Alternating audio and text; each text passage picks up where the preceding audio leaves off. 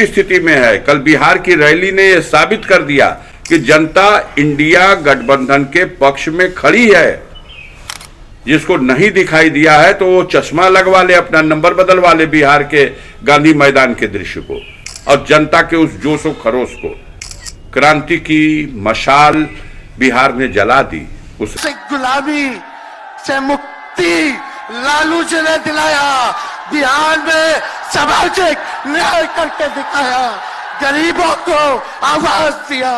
आज कोई भी गरीब 90 के बाद अपना अधिकार के लिए लड़ना जानता है, अति पिछड़ा लड़ना जानता है, दलित लड़ना जानता है, आदिवासी लड़ना जानता है, अल्पसंख्यक भाई लड़ना जानते हैं।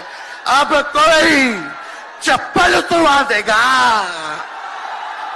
अब कोई कुआं का पानी नहीं पीने देगा। माहिर है भारतीय जनता पार्टी, विश्व की सबसे एक नंबर की पार्टी है बेईमानी करने में, दूसरे दलों को, विधायकों को तोड़ने में, चुनी हुई सरकार को गिराने में, टिकड़म करके दूसरे वोटों को हासिल करके सरकार बनाने में, और राज्यसभा हो या विधान परिषद हो, वोटों की खरीद फरोख्त में। लेकिन ये सब हमारे कानून सम्मत अधिकार नहीं है। सत्ता में हैं तो इसका दुरुपयोग कर रहे हैं, लेकिन ये नहीं होना चाहिए, नैतिकता के नाते नहीं किया जाना चाहिए। आपने ऐसा करके एक सीट तो बढ़ा ली, 8 सीट तो आप ऐसे ही 7 सीट जीत रहे थे, एक सीट बढ़ा के 8 हो गए। लेकिन पूरे प्रदेश की जनता की निगाह में आप गिरे। सपा 3 सीट जीत सकती थी, 2 जीत गई। ऐसा थोड़ी है कि आपने शून्य कर दिया।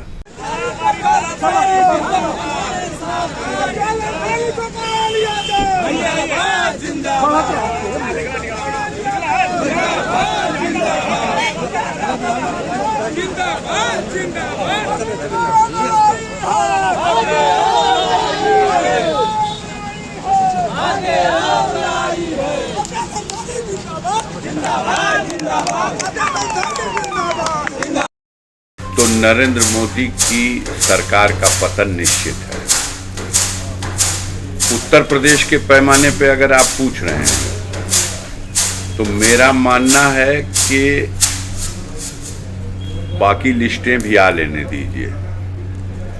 अभी जो लिस्ट आई है इसमें आधे से अधिक कैंडिडेट हार जाएंगे ये चुनाव, और जो बची हुई है सूची उसके बारे में आप जो आकलन करिए। लोग आकलन कर रहे हैं कि जिन सीटों पे धड़कन बढ़ी हुई है उनको अभी रोक के चल रहे हैं लोग, तो लाएंगे, उस पे भी लाना ही है। 80 सीटें आ जाए तो पूछ लीजिएगा। भविष्यवाणी, मैं भविष्यवक्ता नहीं हूँ, लेकिन धरातल की जो सच्चाई है इसको आम आदमी भी जान गया है। डर रहे हैं लोग कि भाई अभी सूचियों नहीं खे फाइनल, अभी इहो नहीं खे तय भइल कि कौना सहयोगी दल के भाजपा कौन सीट और कितनी सीट देगी। अब वहीं से अब की बारी 400 पार। तो क्या बात है, क्यों ऐसा कहा जा रहा? क्यों कहा जा रहा कि उत्तर प्रदेश में 80 में 80? इतनी बड़ी पार्टी के लोग और एकदम दमदारी से चापे हुए हैं, तो लोगों को एक अनजाना सा भय सता रहा कि लगता है कि ये ईवीएम मशीन में कुछ बेईमानी करेंगे। जब तक अभी प्रत्याशी का अपन नाम निखन लोग बता पावत और जीत जाई, ई पहले ही गिन लेते हैं लोग। न अभी प्रत्याशी पर्चा भर ले बा, न वोट पड़ल बा, न गणना भइल बा, लेकिन ये 80 सीट जीत गए बा। तब कहेंगे कि हमारा ऐसी तैयारी है। तो क्या तैयारी है? हम तो गांव में जा रहे हैं, लोग बता रहे हैं कि साहब सरकारी अधिकारी कर्मचारी आयल रहो लोग, आ गांव भर के प्रधान जी बटोरना, 25-50 हजार रुपया खर्चा भइल, आ सबके कहना लोग के खड़ा होकर संकल्प ल जा कि मोदी जी के वोट दिया। अभी मैं देख रहा था आप 2 दिन पूर्व जंगीपुर में आपने जनसभा को संबोधित किया और कहा कि जिस तरीके से परिवार पे कार्रवाई हुआ, घर के बच्चों को, महिलाओं को मुकदमों में फंसाया गया, क्या लग रहा है अफजाल अंसारी जब जनसभा में जा रहे हैं, जिस तरीके के पूरे कार्रवाई रही और इसको चुनाव से कनेक्ट करके क्या मतलब लग रहा है कि नहीं, हम नहीं कनेक्ट कर रहे हैं, ये सत्ताधारी दल के लोग कनेक्ट कर देते हैं और आप उसको खूब अच्छी तरह से जनता के सामने सजा के प्रस्तुत कर देते हैं। आपने ही नाम रख दिया बुलडोजर बाबा, किसी को क्या कहना है और ना कहना है। आप उस कार्रवाई को जायज ठहरा देते हैं जो कानून के विपरीत की जा रही, किसी के साथ भी, हमारे नहीं किसी के साथ भी। हमारे देश में कानून का राज्य है। आप बताइए, किसी के ऊपर कोई आरोप लगे, उस आरोप की आप जांच तो कर सकते हैं। ये सरकार की मशीनरी ये उसकी विवेचना करेगी, साक्ष्य संकलित करेगी और अपनी चार्जशीट न्यायालय में दे देगी। न्यायालय को यह अधिकार प्राप्त है कि वो उस चार्जशीट में दिए गए सबूतों का परीक्षण करे और अगर आरोप साबित होता है तो आरोपी को जो उचित सजा वो अपने समझ से वो दे सकती है, या आरोप साबित नहीं हुआ तो उसे बरी कर सकती है। लेकिन यह अधिकार न्यायालय को था, यह अधिकार छीन लिया गया है उत्तर प्रदेश में और कहीं कहीं देखने को मिल रहा है राष्ट्रीय पैमाने पे। अब जो एजेंसी आरोप लगाती है वही एजेंसी जांच भी करती है और वही एजेंसी सजा भी दे देती है। अब किसी न्यायालय की जरूरत ही नहीं, नामो निशान मिटा दिया जाता है। तो ये न्यायपालिका, देश की जो स्वतंत्र न्यायपालिका है, कहीं ना कहीं उसके अधिकारों के उस पर कुठाराघात है। संज्ञान लेना चाहिए न्यायपालिकाओं को, और कई मामलों में लिया भी जा रहा।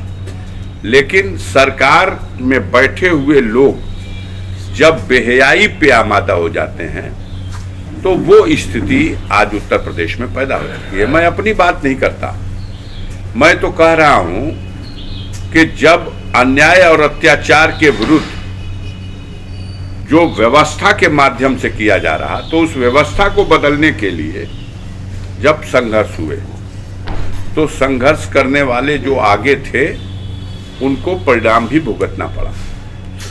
अगर राजगुरु, सुखदेव, भगत सिंह, अशफाकुल्ला, बिस्मिल, चंद्रशेखर आजाद सरीखे लोग ये डर जाते कि हम अंग्रेजी शासन के विरुद्ध जो बगावत कर रहे हैं इसका परिणाम मुझे अपनी जान गंवानी पड़ेगी, तो क्या देश आजाद हो पाता?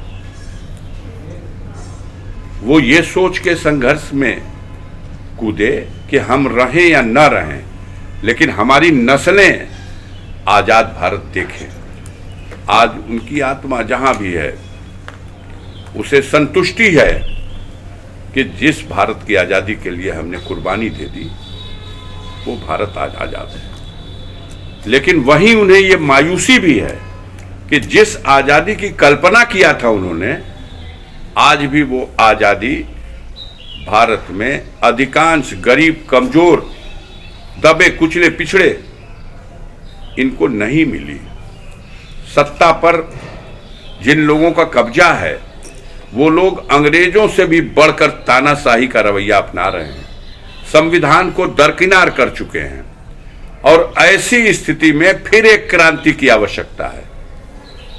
सुने, जो जिन राज्यों में ये मुकाबले हुए हैं ये सभी वो राज्य हैं जहां कांग्रेस पार्टी के साथ उनका मुकाबला हुआ। हाल फिलहाल में हिमाचल प्रदेश में चुनाव हुए, भाजपा और कांग्रेस के बीच में लड़ाई हुई। हिमाचल प्रदेश की जनता ने, जहां भारतीय जनता पार्टी के राष्ट्रीय अध्यक्ष हैं जेपी नड्डा साहब, वहीं के निवासी हैं, और वो देश से कांग्रेस विहीन भारत बनाने की बात कर रहे थे, और उनके प्रदेश की जनता ने भाजपा विहीन हिमाचल बना दिया। सरकार का पतन हो गया, कांग्रेस की सरकार बन गई। कर्नाटक में चुनाव हुआ, उस चुनाव का भी परिणाम इसी प्रकार आया। वहां भी आमने सामने भाजपा और कांग्रेस मुकाबले में थी। वहां भी सत्ता से बेदखल हो गई भाजपा और कांग्रेस पार्टी सरकार में आ गई। इसके बाद के जो चुनाव आप जिक्र कर रहे हैं तो आप उसमें नहीं गिनेंगे कि तेलंगाना में भी चुनाव हुआ और तेलंगाना के चुनाव में भी भारतीय जनता पार्टी की औकात सिमट गई और क्षेत्रीय दल से मुकाबला होते हुए भी उस पर हावी हुई कांग्रेस और तेलंगाना में भी कांग्रेस की सरकार बन गई। अब आ जाइए राजस्थान का, तो राजस्थान में जरूर गहलोत जी की सरकार थी, कांग्रेस पार्टी की सरकार थी, वहां बदलाव हुआ, लेकिन आप देखें मतों का अंतर 39% वोट मिला है कांग्रेस पार्टी को और 41% वोट मिला है भारतीय जनता पार्टी को। 2% के अंतर से भाजपा वहां सरकार बनाने में सफल हुई। मध्य प्रदेश और छत्तीसगढ़ का सवाल है, यहां भी सीधा मुकाबला कांग्रेस और भाजपा के मध्य रहा।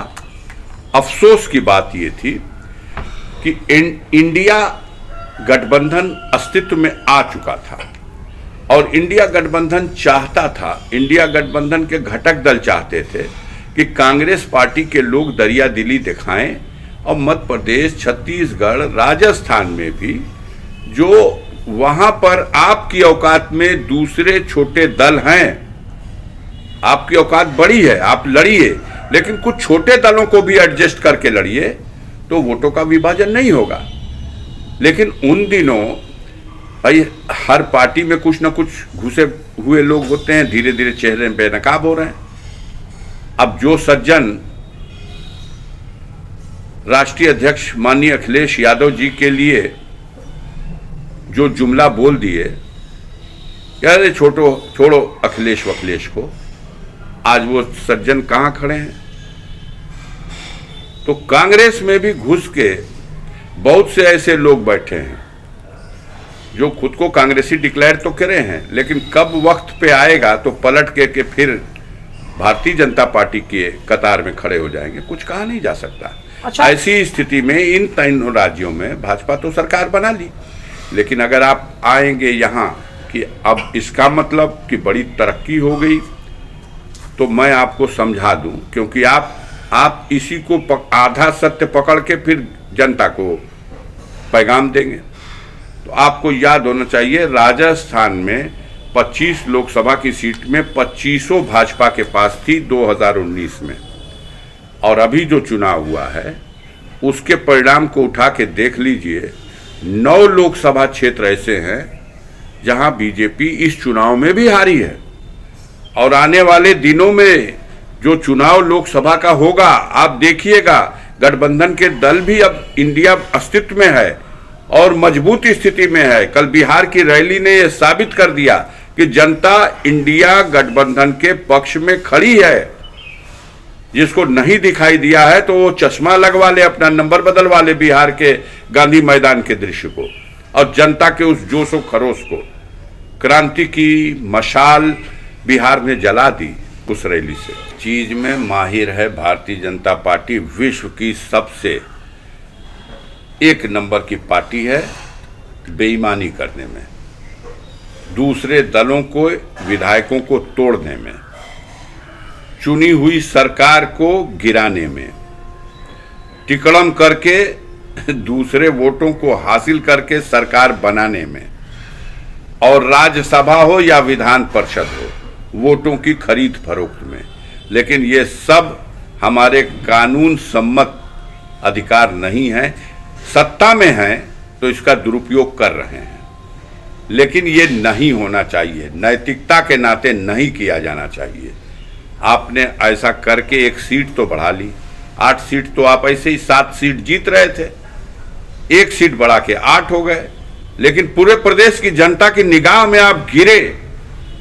सपा 3 सीट जीत सकती थी, 2 जीत गई। ऐसा थोड़ी है कि आपने शून्य कर दिया। अभी विधान परिषद का भी चुनाव होगा, कमोबेश इस तरह की कोशिश की जाएगी। ईमान आज की डेट में किन परिस्थितियों में बिकता है ये सब आप देख रहे हैं। लेकिन कुछ सपा के विधायक जो बागी हुए थे, जैसे मनीष पांडे की चर्चा करेंगे, उन्होंने कहा कि राम के नाम पर हमको रोका गया। और नहीं, राम के नाम पर ही की बात नहीं है, दर्द है पीडीए का। माननीय अखिलेश यादव जी आरक्षण की बात करने लगे, माननीय अखिलेश यादव जी पीडीए पे फोकस करने लगे, माननीय अखिलेश यादव जी जातिगत जनगणना की बात करने लगे, और माननीय अखिलेश यादव जी सत्ता के दुरुपयोग उसकी बात करने लगे। तो कहा हमने कि कांग्रेस में भी हर तरह के एजेंट मौजूद हैं, तो समाजवादी पार्टी में भी अफसोस है कि ऐसे एजेंट मौजूद ही नहीं हैं, ऊंचे मुकाम तक पहुंचे हुए हैं। धीरे धीरे एक दिन उनके चेहरे से निकाब हटता है, जनता के बीच में उनको भी जाना है, हिसाब किताब देंगे। वो अपनी वाली तो कर लिए।